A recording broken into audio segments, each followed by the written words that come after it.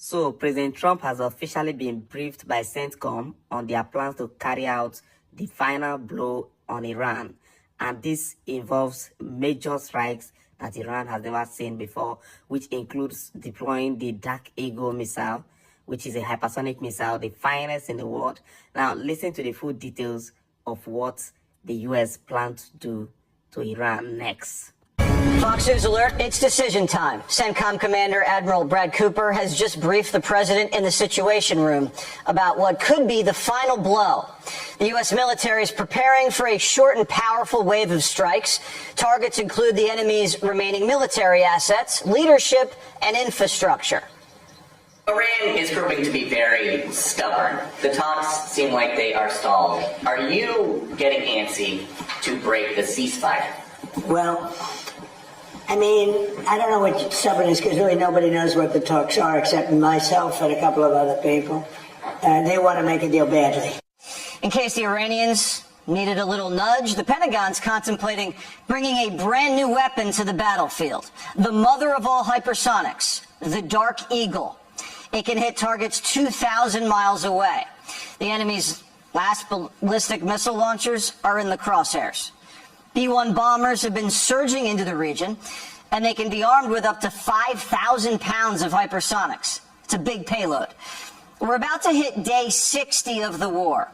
And if we're going by the book, and if you're asking Congress, that means the deadline for Operation Epic Fury expires tomorrow.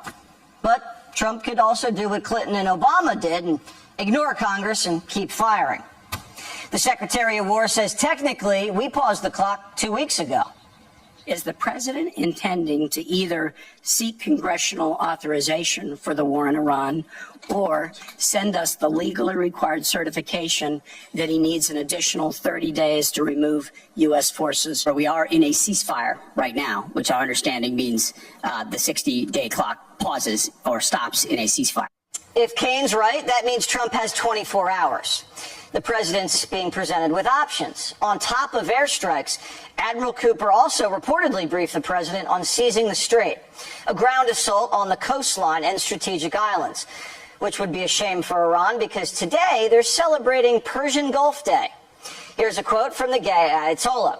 Foreigners who come from thousands of kilometers away with greedy intentions have no place there except at the bottom of the waters.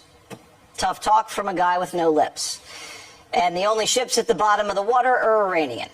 We've also turned around 44 vessels heading into and out of their ports. We even seized some.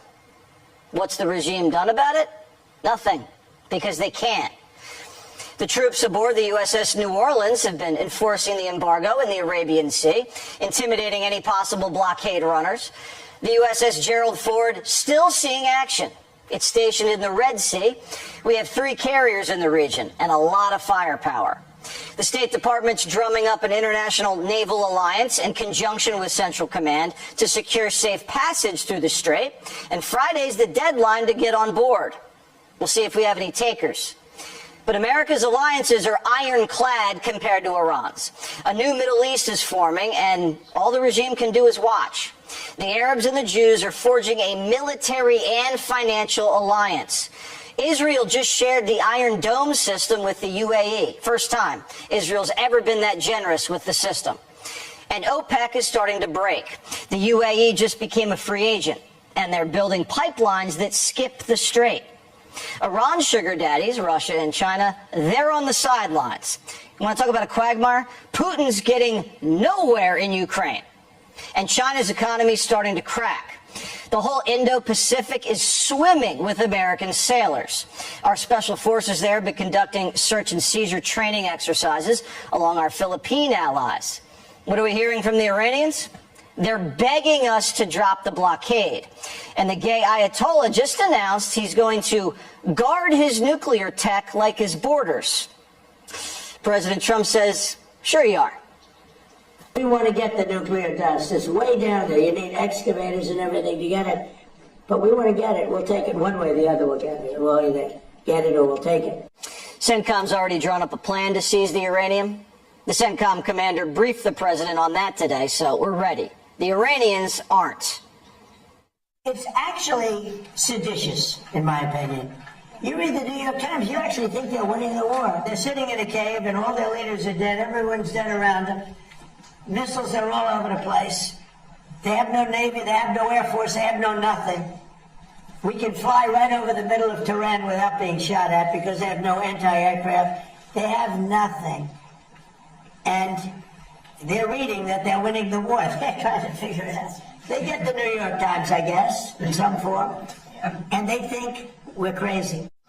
Usually the country with the dead leaders and no military are the ones who lost. You know, the ones whose country's surrounded by aircraft carriers and can't trade.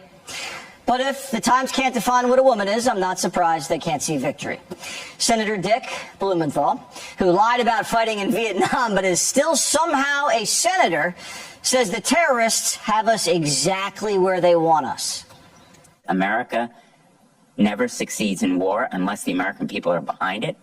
And if what you're seeing as success now is winning, I would hate to see what losing looks like. The negative nature in which you characterize the incredible and historic effort in Iran is part of the reason, Senator, why the American people view it the way they do. It's why I looked out at our press corps of the Pentagon and called them the Pharisees in the press. And it's defeatist Democrats like you that cloud the mind of the American people. The Falcons were beating the Patriots 28-3. But they had Tom Brady. All Iran has is the gay Ayatollah, and he has no legs, lips, and missiles that can't shoot straight. Secretary of War Hegseth was on the Hill today for round 2. And guess whose side Democrats are on? There's no evidence that we are safer because of this war. We did not have any evidence that Iran intended to imminently attack this country in any way, shape, or form. So I disagree with your assessment that we are under threat. Do you not believe them when they say death to America? Listen, our adversaries use rhetoric all the time. The Iranians have been screaming death to America at the top of their lungs for 50 years, and the Democrats are just saying, yeah, they don't really mean it. All those Iranian missiles we took out, what does she think they were for? Decoration? The Democrats have no credibility on safety.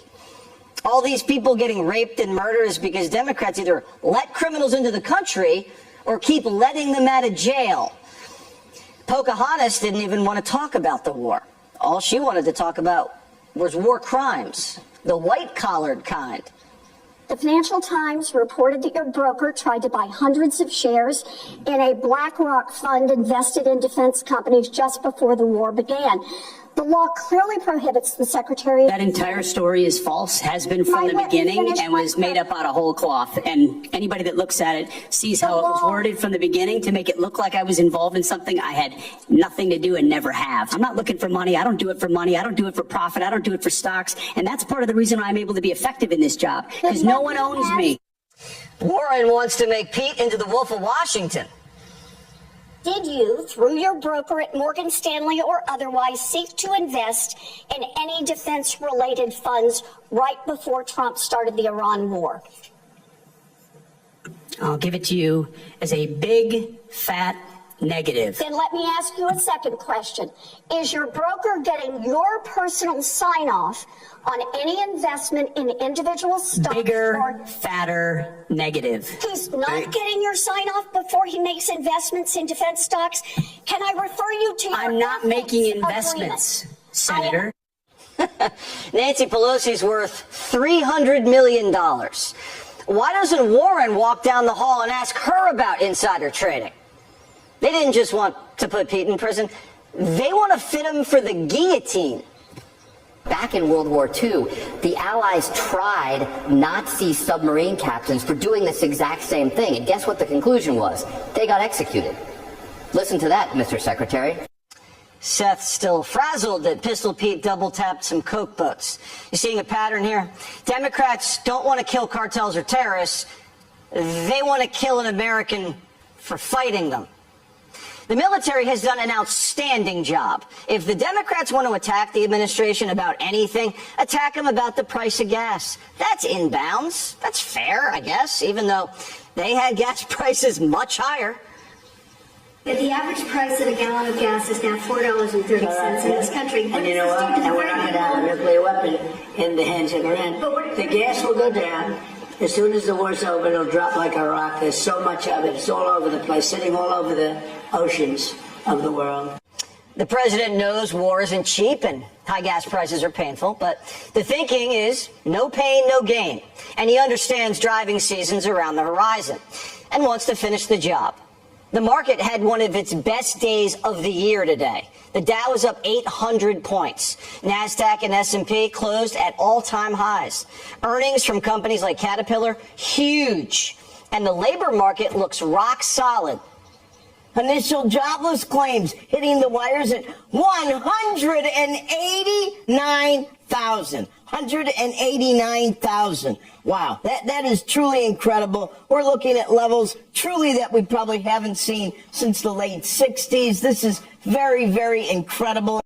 So far, despite the gas price spike, the American economy is weathering the war really well. Iran's economy? They're stripping steel off Ferris wheels to build shopping carts to haul cosmetics into the gay Ayatollah's cave.